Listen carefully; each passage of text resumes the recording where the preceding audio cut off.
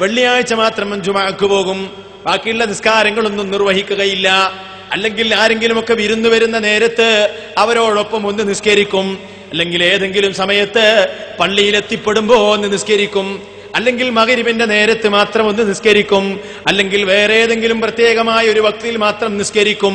അങ്ങനെ നിസ്കാരത്തിൽ ശ്രദ്ധിക്കാതെ അലസരായി കഴിയുന്നവരെ അല്ലാഹു പറയാണ്, ഹഫിളു അലസ്സലവാത്ത്, നിസ്കാരങ്ങൾ നിങ്ങൾ സൂക്ഷിച്ചോ, പ്രത്യേകിച്ച് വസ്വലാത്തിൽ വുസ്താ, നിങ്ങൾ വുസ്താ നമസ്കാരം സൂക്ഷിച്ചോ. ഏതാണ് ഈ മധ്യാഹ്ന നിസ്കാരം? അത് അസർ നമസ്കാരമാണ്. അസർ നിസ്കാരം അധികം ആൾക്കും നഷ്ടപ്പെടുന്നുണ്ട്. ഉച്ചമയക്കത്തിന്റെ നേരമാണ്, അങ്ങനെ അറിയാതെ മയങ്ങിപ്പോകുകയാണ്.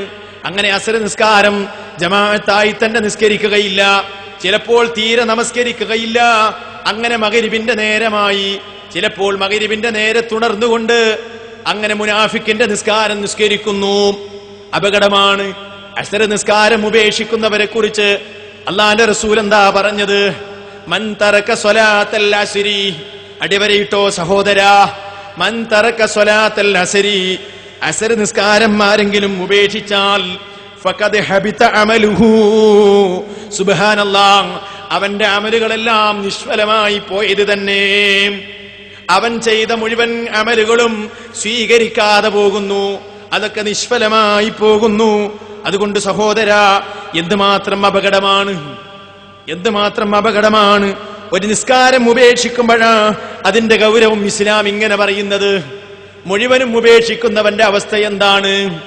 അല്ലാഹുവിന്റെ റസൂല് ഈ ലോകത്ത് നിന്ന് വിട ചോദിക്കുന്ന നേരത്ത്, വിട പറയുന്ന നേരത്ത് ഈ ഉമ്മത്തിനൊരു ഉപദേശം നൽകി. എന്താ നൽകിയത്?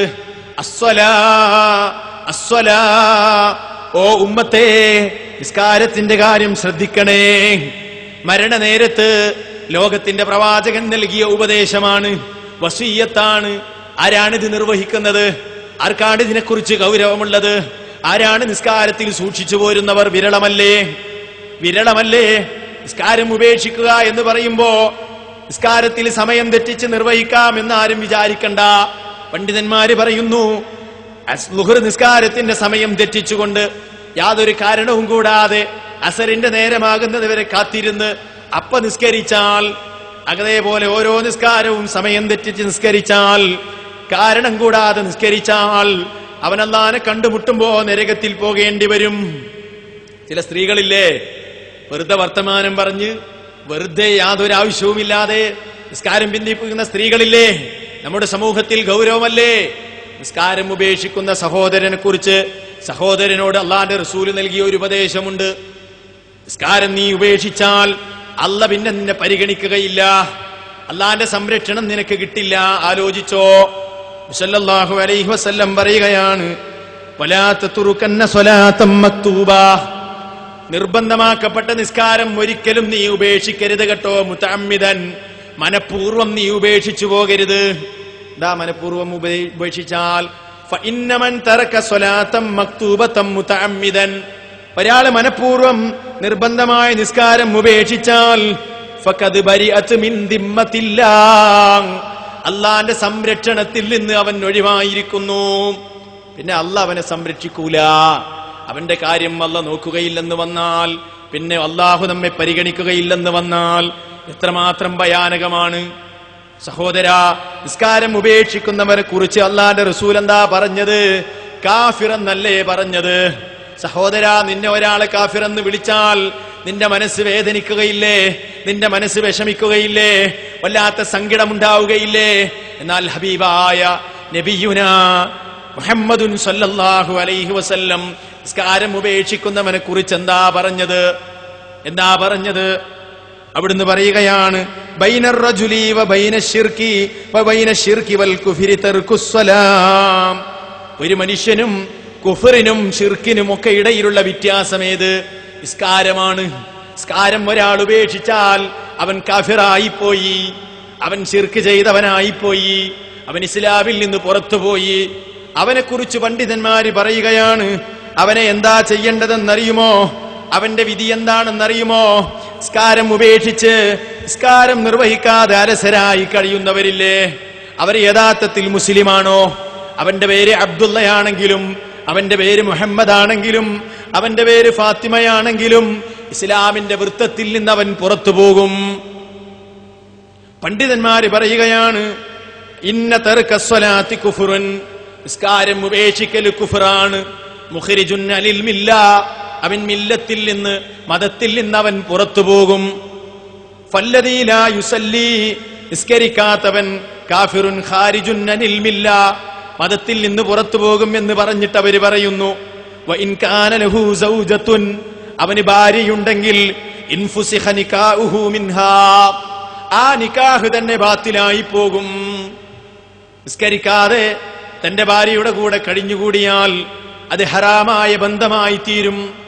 നിന്റെ ഭാര്യയുടെ ഭാര്യയുമായി നിന്റെ നിക്കാഹ് തന്നെ ബാത്തിലായി പോകും. വലാ തഹില്ലു ദബീഹതുഹു, അവൻ അറുത്തത് തിന്നാൻ പാടില്ല, അവൻ അറുത്തത് ഭക്ഷിക്കാൻ അനുവദിക്കപ്പെട്ടതല്ല.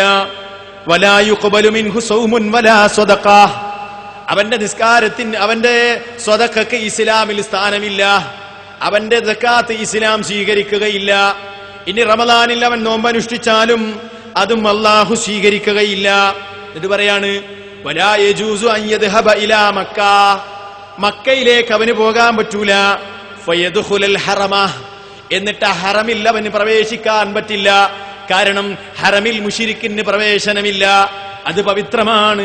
ഹറമിൽ കാഫിറിന് പ്രവേശനമില്ല, അവിടേക്ക് അവൻ പോകരുത്. ഇനി നോക്കൂ നിങ്ങൾ, ഭയാനകമാണ്. ഇദാ മാത, നിസ്കാരം നിർവഹിക്കാതെ മരിച്ചാൽ ഫഇന്നഹു ലാ യജൂസു അൻ യുഗ്സല, അവനെ കുളിപ്പിക്കൽ അനുവദിക്കപ്പെട്ടതല്ല. വലാ യുക്ഫന, അവനെ കഫൻ ചെയ്യൽ അനുവദിക്കപ്പെട്ടതല്ല. വലാ യുസല്ല അലൈഹി, അവന്റെ മേൽ മയ്യത്ത് നിസ്കരിക്കാൻ പാടില്ല ഒരു മുസ്ലിമിന്. വലാ യുദ്ഫനു മഅൽ മുസ്ലിമീൻ, മുസ്ലിമീങ്ങളുടെ കൂടെ അവനെ സംസ്കരിക്കാനും പാടില്ല. എന്താ അവന്റെ ബോഡി ചെയ്യേണ്ടത്? എന്താ നിസ്കാരം ഉപേക്ഷിച്ച് അവന്റെ ബോഡി ചെയ്യേണ്ടത്? വഇന്നമാ യുഖ്റജു ബിഹി ഇലൽ ബർരി, അവനെ കൊണ്ട് ഏതെങ്കിലും ഒഴിഞ്ഞ പ്രദേശത്ത് പോകണം.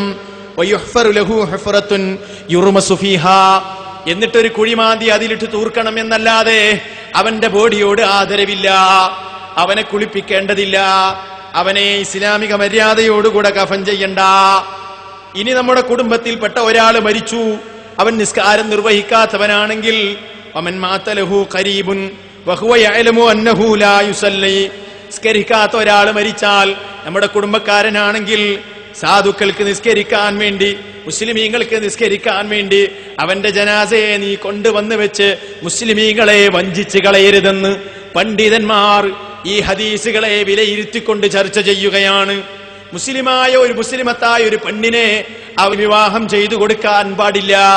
അവന്റെ മക്കളെ തന്നെ വിവാഹം ചെയ്യാൻ അവന്റെ വിലായത്ത് സ്വീകാര്യയോഗ്യവുമല്ല. അവന്റെ വിലായത്ത് വരെ ഇസ്ലാമിൽ സ്വീകരിക്കുകയില്ല.